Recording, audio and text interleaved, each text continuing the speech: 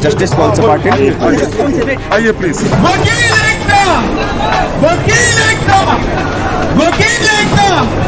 आवाज दो, आवाज दो, आवाज दो। वकील रहेगा, चप्पा चप्पा गूंज उठेगा, जब जब जुल्मी जुल्म करेगा, चप्पा चप्पा गूंज उठेगा।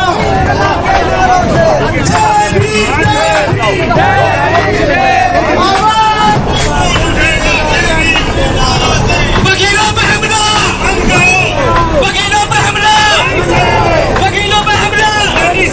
संविधान की रक्षा, संविधान की रक्षा।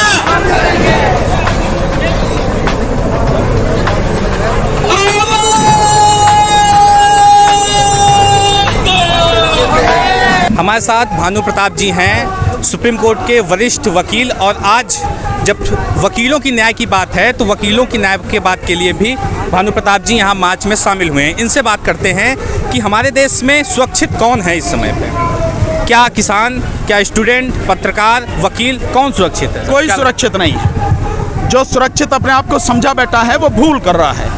इस देश में मोदी सरकार ने वो स्थिति पैदा कर दी है, कोई भी व्यक्ति सुरक्षित नहीं है। पुलिस वाले देख रहे हो ये सारे चीज चल रहे हैं, यही सुरक्षित नहीं है। मैंने एक वीडियो बड़ी जबरदस्त बताई है, इसमें सीआरपीएफ और सीआईएफ पैरामिलिट्री फोर्सेस के जो लोग हैं इनके साथ कितना अत्याचार हो रहा है। मैंने पूरी एक वीडियो आधा पौने घंटे की है, उसमें सब बताया।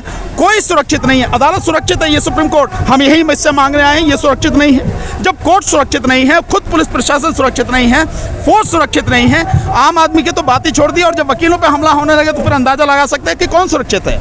तो लोकतंत्र की बात कैसे फिर प्रधानमंत्री मोदी जी करते हैं? नहीं, मोदी जी तो झूठ बोलते हैं, झूठ बोलने के अलावा उन पर आता क्या है। लोकतंत्र का ड्रामा करते हैं, नौटंकी करते हैं।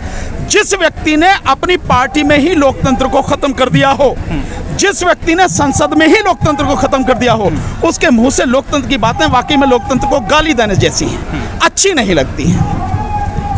ये बताइए थोड़ा सा कि जिस तरीके से प्रधानमंत्री मोदी जी ने संसद में कहा कि कुछ आंदोलन जीवी हैं, चाहे स्टूडेंट का आंदोलन हो वहाँ पे भी सक्रिय रहते हैं, किसानों का आंदोलन हो वहाँ पे रहते हैं, वकीलों का आंदोलन हो वहाँ पे भी रहते हैं, और आपको भी मैंने कई जगह देखा है। तो क्या कहना चाहेंगे? नहीं, आप ये कहना चाह रहे हो मोदी जी मुझे कह रहे हैं, बढ़िया बात है। खुल के कहें, मेरा नाम लेके कहें तो मजा आ जाए, इससे बढ़िया कौन सी बात है नहीं है। देखिए, वो हर उस व्यक्ति को जो सरकार की गलत नीतियों के खिलाफ आवाज उठाता है या आवाज उठाने की ताकत रखता है, उस सब व्यक्ति को वो आंदोलन जीवी कह रहे हैं। और उसमें आप भी हैं, उसमें मैं भी हूं, सारे पत्रकार हैं, सामाजिक कार्यकर्ता हैं, साहित्यकार हैं, उसमें निबंध लेखक भी हैं, कवि भी हैं, और हर तरह के जो वो लोग सरकार की गलत नीतियों का विरोध कर सकते हैं, वो सारे के सारे लोग आंदोलन जीवी हैं। प्रधानमंत्री आंदोलन जीवी होना अपने आप में एक बहुत बड़ी बात है। आंदोलन जीवी होने का मतलब यह है कि ये एक सम्मान की बात है। आंदोलन जीवी होने का मतलब यह है कि आप जिंदा हैं, मुर्दा नहीं हैं, मुर्दा लाश नहीं है आप। आंदोलन जीवी होने का मतलब है कि आप संविधान की रक्षा के लिए खड़े होने की ताकत रखते हैं। आंदोलन जीवी होने का मतलब यह है कि आप देश के लोकतंत्र को बचाने के लिए कुछ भी समर्पित करने को तैयार रहते हैं। आंदोलन जीवी होने का मतलब यह है कि अगर किसी की कोई आवाज नहीं है तो वो आंदोलन जीवी जो है ना, उनकी आवाज बन के सरकार को बता सकते हैं कि तुम ये गलत कर रहे हो। आंदोलन जीवी होने का मतलब यह है कि आप सच के साथ खड़े हो सकते हैं। आंदोलन जीवी होने का मतलब यह है कि आप स्वतंत्र हैं, आप गुलाम नहीं हैं। आंदोलन जीवी होने का मतलब यह है कि आप लोगों के दुख दर्द को समझते हैं, लोगों के दुख दर्द को दूर करने के लिए हर तरह का सहयोग करने के लिए तत्पर हैं। ये है आंदोलन जीवी होने का मतलब। तो सर, जिस तरीके से एक तो आंदोलन जीवी शब्द का नाम दिया, दूसरा परजीवी, तो इसमें परजीवी का क्या मतलब समझा जाए? परजीवी का मतलब है कि दूसरे पर निर्भर रहना। एक अंग्रेजी में इसका शब्द बात तो वही हो गई ना सर, बात तो वही हो गई। नहीं, बात वो नहीं होगी, आप गलत समझ रहे हो। आप भी मोदी जी की भाषा बोल रहे हो, ऐसा मत बोलो आप। परजीवी होने का मतलब मैं आपको बताता हूँ कौन होता। परजीवी मतलब पैरासाइट, जो किसी, जैसे आप देखते हैं पेड़ पौधे उन पर चिपक जाते हैं वो कीड़े, उनको परजीवी बोलते हैं। इस देश में अगर संस्था के रूप में, एक संगठन के रूप में कोई परजीवी है, सबसे बड़ा परजीवी वो है आरएसएस। देखें क्या करते हैं आरएसएस के लोग, कुछ नहीं करते, दूसरों पर निर्भर हैं। जो सीएसआर का फंड है वो सारा आरएसएस को जा रहा है अब, तो वो परजीवी हैं।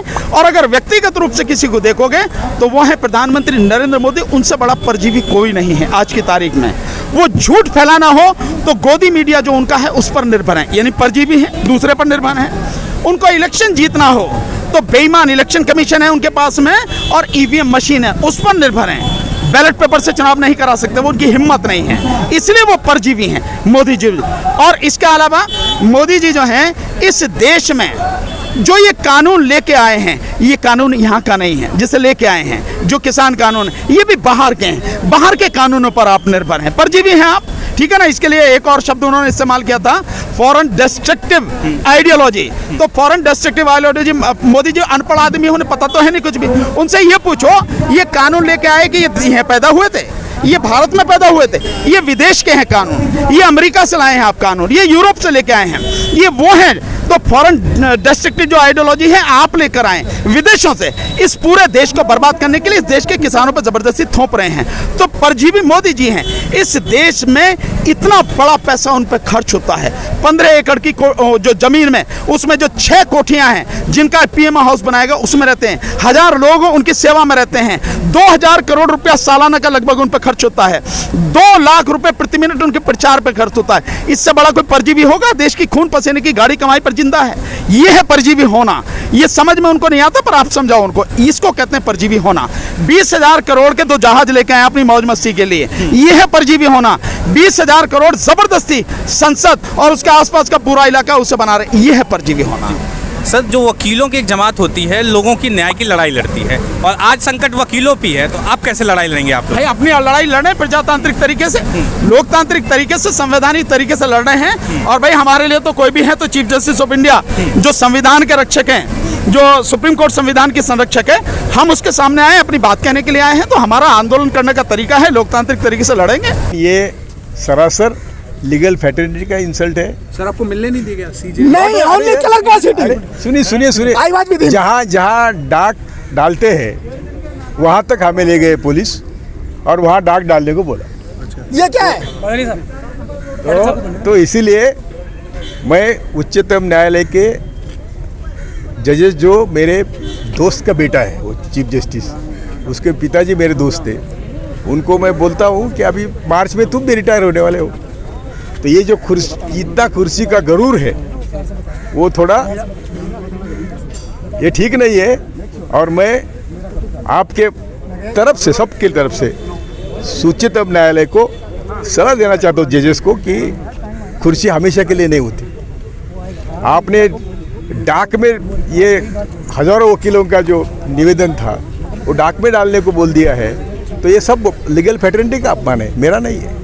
सर क्या लगता है आपको, प्रेशर है उन पर कुछ सीजीआई पे? क्या नहीं, क्या प्रेशर, ठीक है अभी वो उनको मालूम है, लेकिन मैंने पहले कहा था कि उच्चतम न्यायालय के बारे में सामान्य मानुस भी, आदमी भी जब कुछ टिक्का टिप्पणी कर रहा है तो उच्चतम न्यायालय को खुद को सोचना चाहिए कि ऐसा क्यों हो रहा है।